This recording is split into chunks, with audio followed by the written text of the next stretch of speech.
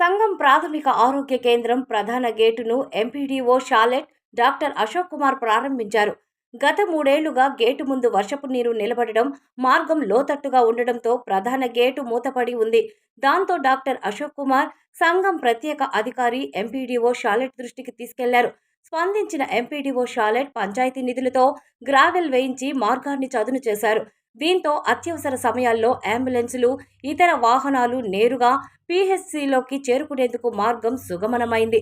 అంతేకాకుండా ఆక్రమణలకు గురికాకుండా అడ్డుకట్ట వేయడమైంది. దీర్ఘకాలికంగా పెండింగ్లో ఉన్న సమస్యలకు ఎట్టకేలకు పరిష్కారం లభించింది.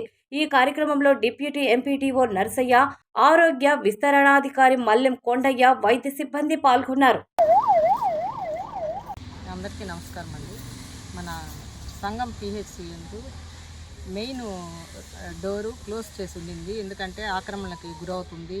పైగా లోగా ఉన్నందువల్ల వాటరు అది వచ్చేసి అంబులెన్స్ అవి రావడానికి ఇబ్బంది అయ్యింది.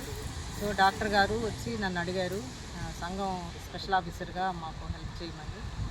అది ఒక 3 years నుంచి పెండింగ్ ఉండింది.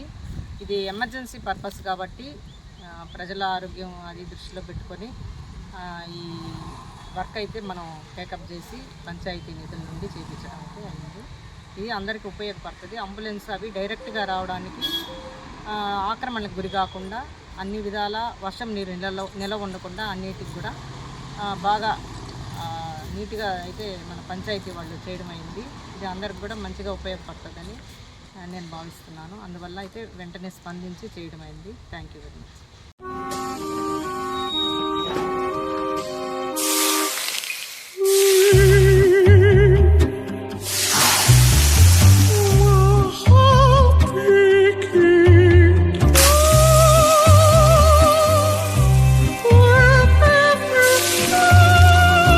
No matter the heat outside, stay cool inside